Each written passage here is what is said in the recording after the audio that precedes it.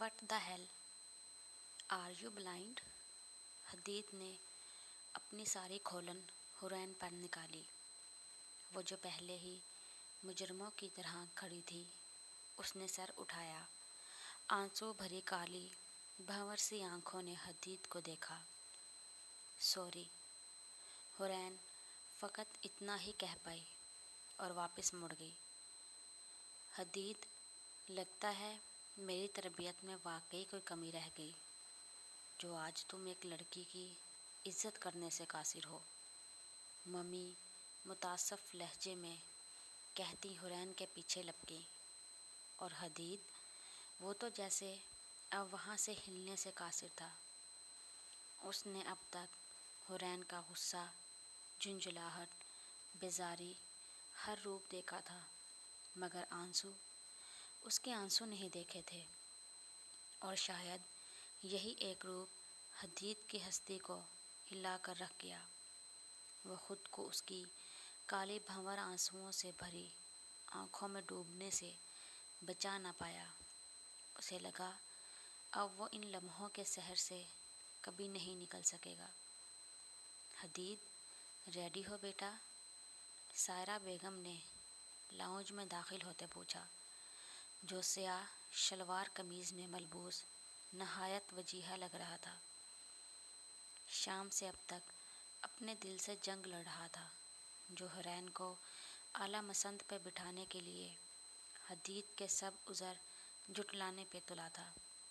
اسی کیفیت میں پوچھ بیٹھا، آپ کی بہو تیار نہیں ہوئی؟ ممی نے خوشگوار حیرت سے اس کو دیکھا، جس نے پہلی دفعہ حورین کے بارے میں آرام سے بات کی تھی۔ کیوں؟ کیا وہ کمرے میں تیار نہیں ہو رہی تھی؟ نہیں، میں تو… چلے ممی؟ اب یہ الفاظ حدید کے منہ میں تھے کہ حورین بلیک اور گرے کام والے کرتے اور پاجامے میں روشنیاں بکھیرتی لاؤنج میں آئی۔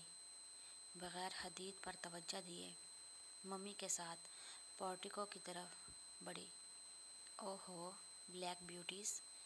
ان کے باہر آتے ہی بینا بھابھی شرارت سے بولی، آپ کیوں جیلس ہو رہی ہیں؟ حدید نے خوشگوار لہجے میں جوابی کارروائی کی۔ حورین تو حدید کے اپنے ذکر پہ اتنے خوشگوار لہجے کو سن کر دنگ رہ گئی۔ بھئی، ہم کیوں جیلس ہوں گے؟ بلکہ میں تو انتظار میں ہوں کہ کب تمہارے چیاؤں پیاؤں آ کر مجھے تائی کہیں گے۔ میں بڑا بڑا فیل کرنا چاہتی ہوں۔ حورین کا دل کیا ان کے منہ پر ٹیپ لگا دے۔ حدید نے مسکراتے ہوئے اسے اپنی ہیزل گرین آئیز کے فوکس میں رکھا۔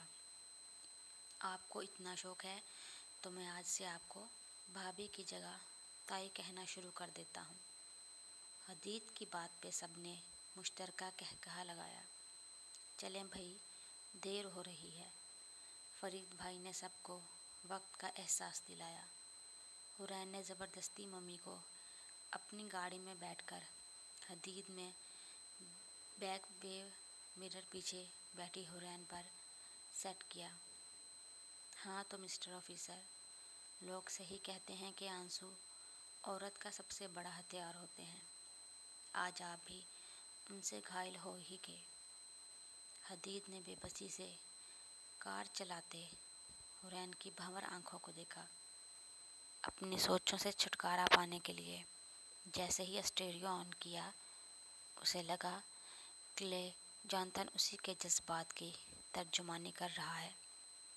آئی am falling in, I am falling down, I wanna begin. انہی سوچوں میں حورین کے پیرنٹس کا گھر آ گیا۔ حورین کے ماما بابا اور ایک بھائی ولید اور بہن شیزہ نے ان کا استقبال کیا۔ چائے کا دور چلا تو حورین بنانے چل پڑی۔ جیسے ہی حدید کو دینے کے لیے آگے بڑھی تو وہ شرارتی لہجے میں آہستہ سے بولا، پھر کب توڑنے کا ارادہ تو نہیں؟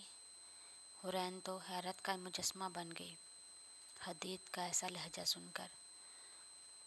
وہ ناشتہ کر کے جوں ہی ممی کے کمرے میں انٹر ہونے لگا، حورین اور بینا بھابھی کہیں جانے کو تیار نظر آئیں۔ خیریت، صبح صبح کہاں کی تیاری ہے؟